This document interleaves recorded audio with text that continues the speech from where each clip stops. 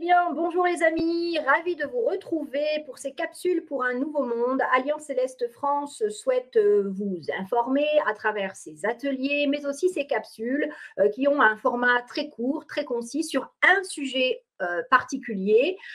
Et aujourd'hui, on va aborder un sujet qui est très intéressant parce que il faut savoir que donc à Alliance Céleste, on fait beaucoup de pratiques, que ce soit sur le terrain ou à travers justement les ateliers Zoom que nous proposons, etc. Et nous œuvrons sur le champ morphogénétique. Et beaucoup de personnes, en fait, n'arrivent pas à se faire une idée précise de ce qu'est le champ morphogénétique. Alors, vous savez quoi? Eh bien, nous sommes allés chercher Jean-Michel Raoult pour qu'il nous explique brièvement ce qu'est le champ morphogénétique pour que vous compreniez ce que vous faites lorsque vous venez œuvrer pour le plus grand bien de tous.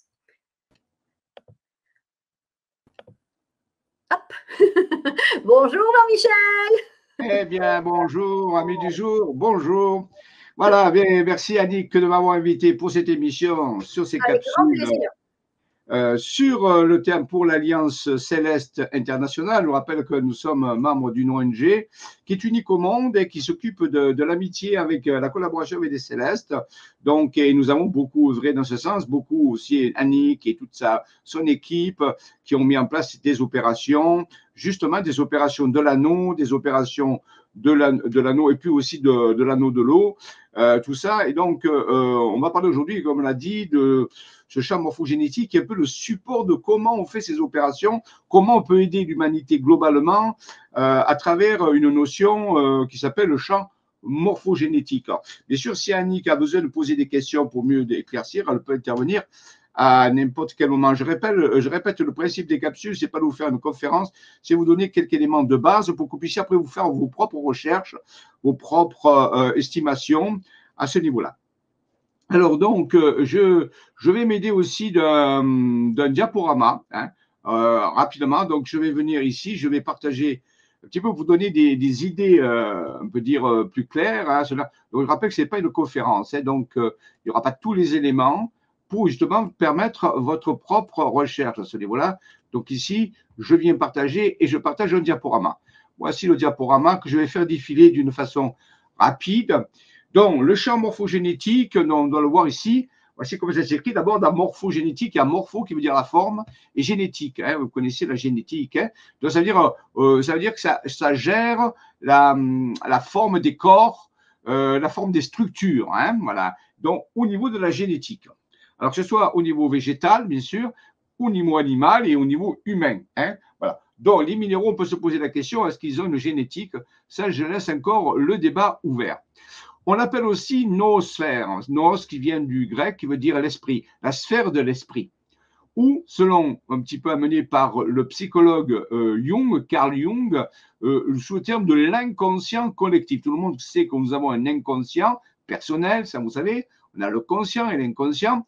Je rappelle que l'inconscient chez l'homme, c'est 90% de son fonctionnement, donc il ne fonctionne que 10% de façon consciente. Eh bien, le collectif, qu'est-ce que c'est qu'un collectif? C'est un échantillon, un assemblage de personnes individuelles, personnalités. Il y a bien un inconscient collectif avec un conscient collectif. Le conscient collectif, on l'appelle l'humanité, c'est la conscience humaine. Mais l'inconscient collectif, c'est la noosphère, c'est le champ aussi morphogénétique. Donc, les opérations que nous menons, qui sont des opérations en psycho-énergétique, qui allient à la fois l'énergétique vibratoire avec la psychologie, eh bien, elles vont porter à la fois globalement sur l'inconscient collectif. En réalité, donc les 90% de ce que l'humanité ne s'occupe pas globalement. On peut dire l'inconscient de toute l'humanité. Pourquoi? Alors, continuons. Vous voyez, ici, vous avez quelques représentations d'artistes. Qu'est-ce que pourrait être l'inconscient de l'humanité? C'est bien sûr relié individuellement à chaque humain. Donc, chaque humain, lorsqu'il fonctionne, eh bien, il alimente un collectif, une globalité, hein, un collectif qui est l'inconscient collectif. Voilà. Donc, ça, c'est relié à chaque humain. Je ne vais pas faire les détails. Des découvertes ont été faites par des géoglyphes sur le sol français.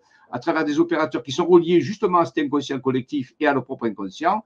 Et à travers ces messages, ils ont pu tracer, grâce à des sommets de montagne, des géoglyphes qui sont dans le sud de la France. Alors, j'ai fait récemment une vidéo, vous pouvez vous y reporter, qui s'appelle Le rôle sacré de la France et l'avenir du monde. Vous le trouverez sur le site Avatar, sur la chaîne YouTube Avatar Guardians Player One, ma chaîne habituelle. Et là, vous aurez plus d'informations sur ces géoglyphes. Donc, je ne vais pas m'étendre.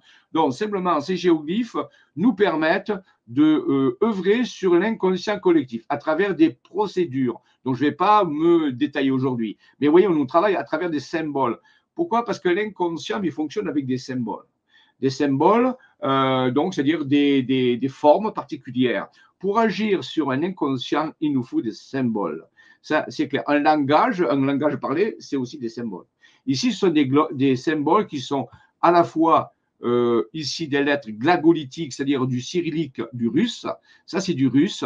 Ça, c'est un ancien langage qui était utilisé autrefois. Et ça, c'est le langage maya. C'est les glyphes mayas, vous voyez. Et c'est à travers ces symboles qu'on peut agir sur le champ morphogénétique. Pour agir sur le champ morphogénétique de l'humanité, c'est-à-dire pour reprogrammer son inconscient, pour restructurer son inconscient, pour le réguler, pour effacer les mauvais rêves, on va dire. Vous savez que tout le monde fait des cauchemars, mais ça c'est dans votre inconscient. Mais pour enlever ces cauchemars, pour favoriser les beaux rêves, les bons rêves, eh bien il y a des procédures. Pour ces procédures, on utilise ce qu'on appelle la cohérence cardiaque. On voit ici un champ, ce qu'on appelle un torus, qui est relié au cœur. Quand le cœur fonctionne, il génère un champ électromagnétique. Ceci, c'est de la science. Pour ceux qui douteraient, veuillez vous informer, faire des recherches. Ici, il y a un champ électromagnétique qui est relié au cœur et ce champ électromagnétique lui-même est couplé par un champ électromagnétique global sur le corps. Comme les deux champs se ressemblent, les deux champs sont des champs toroïdaux, eh bien on dit que c'est fractal, c'est holographique fractal. La seule chose qu'on sait, c'est que le champ du cœur maîtrise, peut dire coordonne ou agit sur le champ global. C'est-à-dire que pour le champ global fonctionne correctement, il faut que le champ du cœur fonctionne correctement. C'est vraiment important. C'est même plus important que le cerveau. Le cerveau lui-même a un champ toroïdal, mais on dit que le cœur entraîne le cerveau et que l'ensemble est corrigé par le cœur aussi. Donc ça veut dire que c'est le cœur qui est le plus important. Alors je ne vais pas rentrer dans les explications scientifiques pourquoi le cœur génère un champ électromagnétique. Ça s'explique, c'est mesuré, s'il y a des appareils, des magnétomètres très sensibles qui ont mesuré tout ça. La seule chose qu'il faut dire, c'est que, pour être simple, c'est que si dans notre cœur, ou c'est-à-dire dans nos émotions profondes, nous sommes frustrés, en colère, nous avons de la haine, nous cherchons à nous venger ou tout ça, voici à peu près le schéma électrique de votre cœur. Vous voyez, c'est ce qu'on appelle un modèle chaotique. Donc, il est non cohérent, parce que vous voyez, il y a des c'est vraiment, c'est pas joli comme tracé, et c'est quand ça vous êtes frustré dans ce qu'on appelle des émotions toxiques générées. Maintenant, si un jour vous êtes dans une émotion où vous êtes heureux, vous êtes dans le plaisir, vous êtes voilà. Si vous avez des belles émotions, eh bien regardez votre tracé, il est de cette forme-là. Donc on passe de cette forme-là à cette forme-là, c'est clair, et il n'y a pas besoin d'être sortir de Saint-Cyr pour comprendre que c'est beaucoup mieux ici que là. Donc ici, c'est un peu comme les trois cardiogrammes, si vous voulez. S'il ressemble à ça, votre cœur, vous avez des gros problèmes. Par contre, s'il ressemble à ça, c'est beaucoup mieux. Eh bien, ça, c'est ce qu'on appelle la cohérence cardiaque. Et quand vous êtes dans la cohérence cardiaque, le champ du cœur et le champ global du cerveau et du corps sont en phase. Ils sont reliés. On dit que le cœur entraîne le cerveau qui fait tout fonctionner. C'est-à-dire, si votre cœur ne va pas, votre cerveau ne va pas et votre corps ne va pas. Et regardez, frustration, appréciation. Là, je remercie, là, je maudis. Vous voyez la différence? C'est purement scientifique, ce sont des tracés électromagnétiques. Donc, pour agir. C'est passionnant ça, Jean-Michel, parce que ça veut donc dire que d'abord, scientifiquement, on a été capable d'identifier les émissions vibratoires de l'être humain lorsqu'il est dans des sentiments, émotions, frustration, colère, etc. Et à l'opposé, lorsqu'il est vraiment dans la joie, dans la satisfaction, dans le plaisir, etc.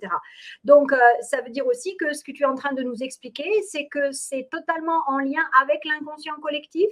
Tout à fait, tout à fait. C'est-à-dire que, rappelez-vous que l'inconscient collectif, c'est la somme de tous les inconscients.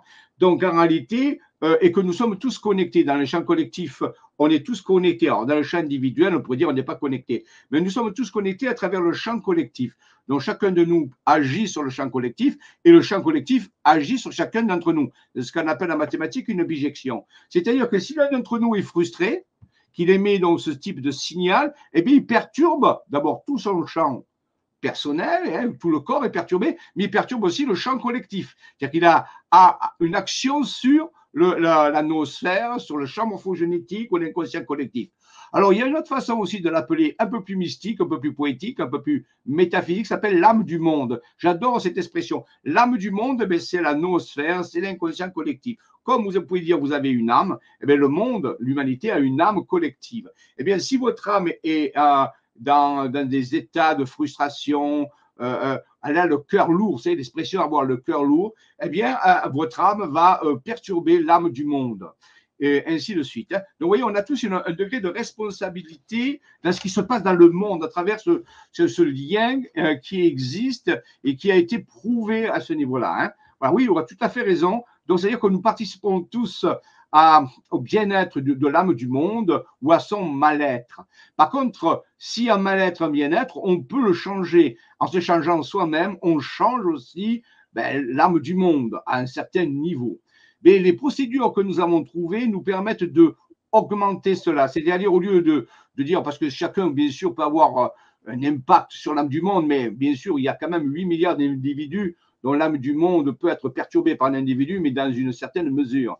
Par contre, il existe des procédures dont je vous ai montré tout à l'heure des symboles et des procédures qui permettent de pouvoir agir beaucoup plus efficacement sur l'âme du monde, c'est-à-dire de rétablir l'harmonie dans l'âme du monde à ce niveau-là, c'est-à-dire d'élargir, d'amplifier le processus. Hein. Voilà. Et c'était le rôle des protocoles qu'on utilise dans les opérations comme l'anneau ou l'anneau de l'eau ou l'anneau global de lumière. Oui. Effectivement, voilà. Donc on utilise exactement tous ces outils-là et c'est pour ça que je pensais que c'était très important que les gens comprennent comment ça fonctionne, c'est-à-dire que c'est leur propre vibration et leur résonance cardiaque, si je te suis bien, qui va agir sur le champ morphogénétique qui, lui, représente tout le monde, l'inconscient collectif, et que si l'âme du monde ne va pas bien, s'il y a tous ces troubles, etc., on a tout à fait consciemment la possibilité d'intervenir et d'amener sa participation pour amener l'harmonie, harmoniser, calmer, etc. C'est bien ça ? C'est ça, à travers donc, donc des procédures qui utilisent des symboles qui nous ont été transmis par ce qu'on appelle les dimensions intérieures de l'être. Alors, ce n'est pas le propos aujourd'hui de s'élargir dessus, mais on nous a donné des outils, on peut dire des remèdes, voilà, des remèdes qui sont sous forme des symboles, où on introduit ces symboles dans l'âme du monde, dans la matrice de l'âme du monde, à travers des procédures que tu as développées, ce qu'on appelle les opérations de l'anneau. Alors, tout ça, c'est scientifique, c'est très avancé, mais très scientifique. Et quand on injecte ces symboles dans l'âme du monde à travers une technologie qui s'appelle l'anneau, eh bien, ça amplifie tout ça et ça permet de corriger, de soigner l'âme du monde. C'est-à-dire, on va soigner l'âme du monde en y injectant des peut dire des anti-frustrations, des anti. Alors, par exemple, vous avez des symboles qui combattent l'imprudence, par exemple. Vous savez, si vous avez des symboles où on a été imprudent, il y a des symboles qui corrigent ça, où on a été, par exemple, intempérant, où on était, où on n'a pensé pas juste, où on était trop dans l'ignorance. Donc, on a les possibilités de corriger ça de façon collective grâce à ces symboles. On utilise aussi le principe de la résonance en conjugaison de phase, donc je ne vais pas m'étendre là-dessus, c'est très scientifique, mais vous voyez, le champ morphogénétique, voici comment on pourrait le représenter. Voici notre cerveau, voici des tracés. Eh bien, par la résonance de conjugaison de phase, on peut relier notre inconscient au champ morphique planétaire. Par quelle procédure? Alors, il y a différentes procédures, mais la procédure la plus simple, tu l'as dit tout à l'heure, c'est-à-dire mettre son cœur en conjugaison de phase, mettre son cœur en résonance, mettre son cœur en cohérence. Alors, comment on fait ça? Il suffit de respirer à travers son cœur, comme si c'était notre bouche, par exemple, et on respire des sentiments de gratitude, d'appréciation, de joie, pendant au moins 10 minutes ou 15 minutes en écoutant une musique qui nous plaise. Et simplement le faire ça met notre cœur en cohérence cardiaque et ça ouvre la possibilité de pouvoir injecter dans le champ morphique les fameux symboles dont je vous ai parlé tout à l'heure. Alors, si vous n'avez pas les symboles, ben, vous injectez votre bonne humeur, vous injectez de la cohérence. Alors, ça, bien sûr, ça aura un impact quand même sur le champ morphogénétique à ce niveau-là. Vous voyez, c'est à travers votre propre inconscient, on peut dire que tous ces petits traits-là vous connectent au champ morphique global, dont l'homme a bien une action sur le champ morphique global, comme le champ morphique global a une action sur l'homme aussi, bien sûr. Hein, c'est une réciprocité. Mais donc, alors, un homme, bien sûr, est-ce qu'il peut tout changer? Ben, ça dépend de la puissance qu'il a.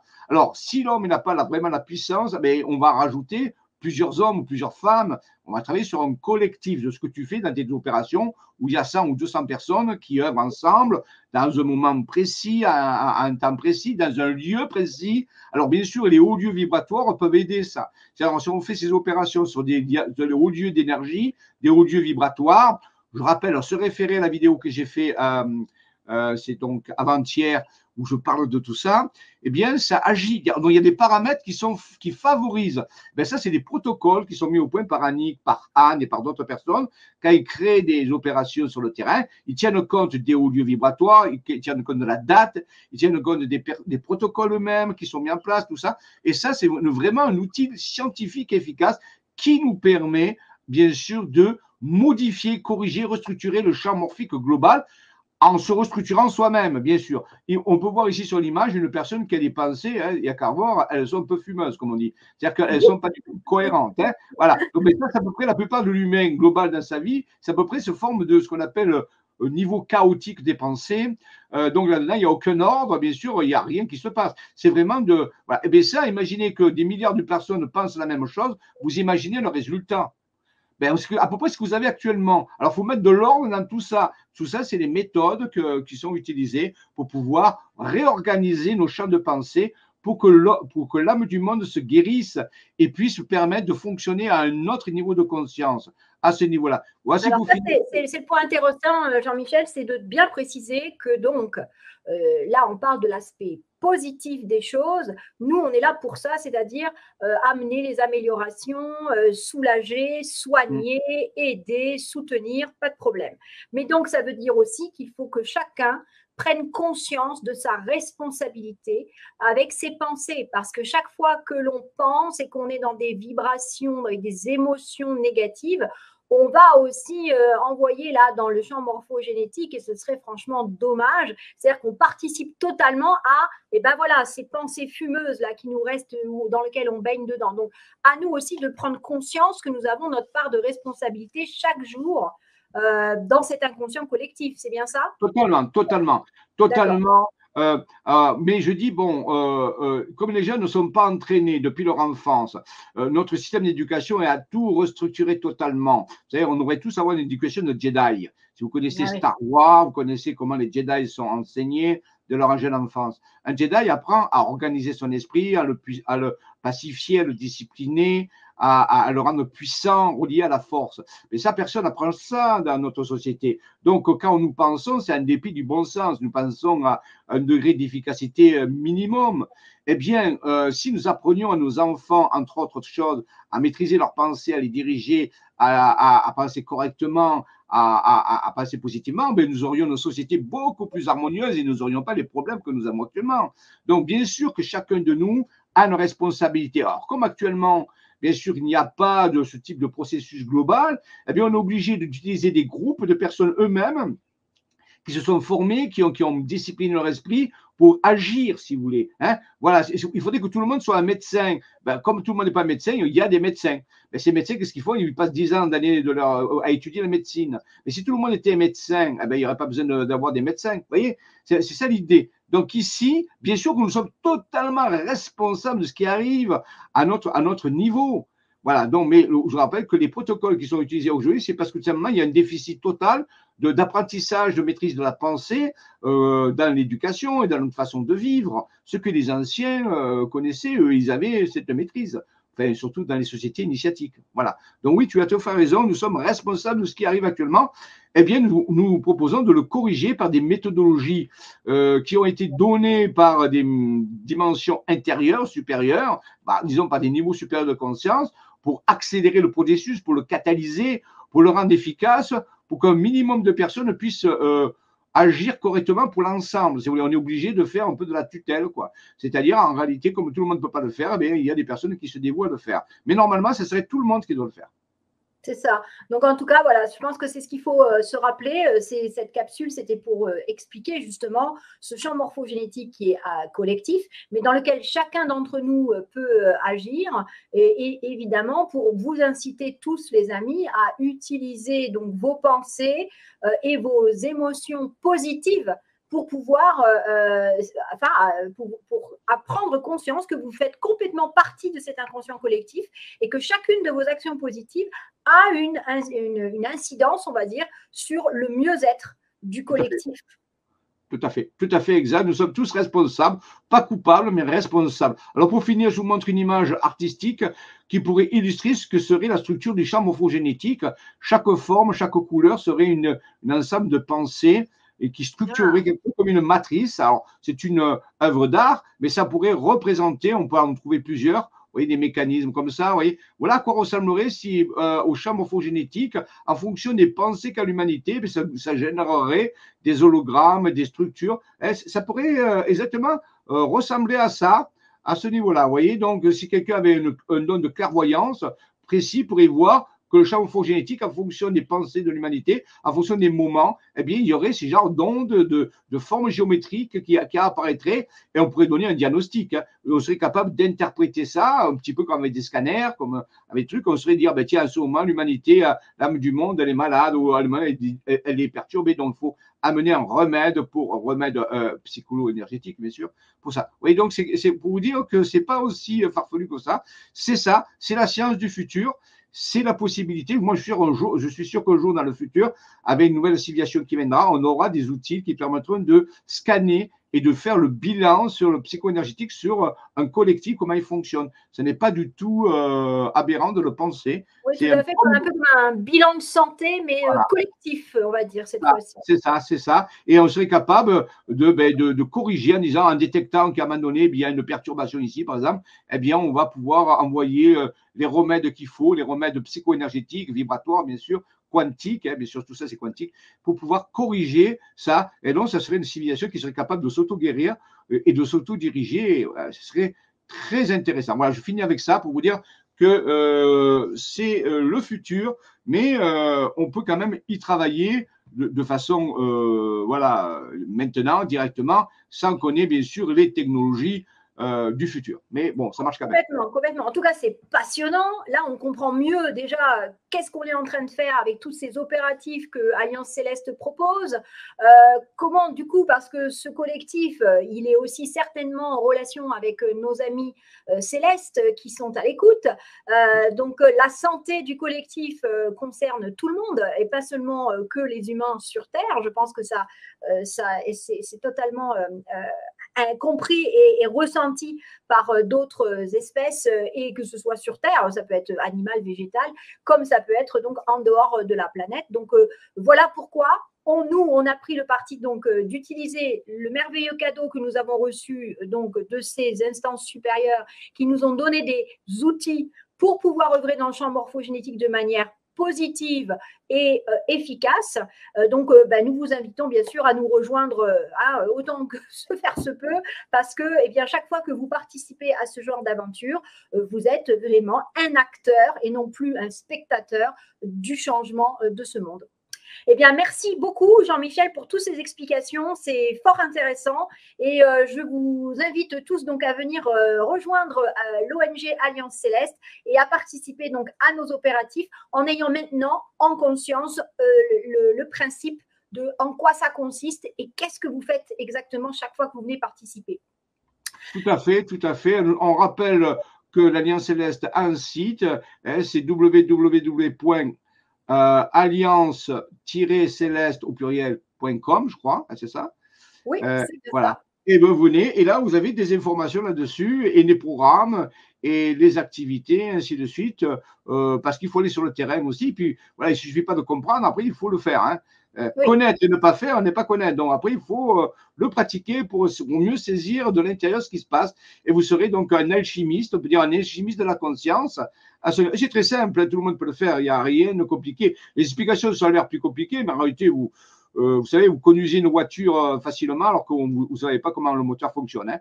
Donc, c'est à peu près la même chose. Alors, on vous a un peu expliqué le moteur, mais c'est simplement, vous pouvez conduire la voiture et vous venez avec Annick et toute son équipe. Vous verrez ces opérations qu'elle organise, c'est vraiment une chose extraordinaire. Et les Célestes sont là pour nous soutenir et nous aider parce qu'ils font partie de l'opération aussi.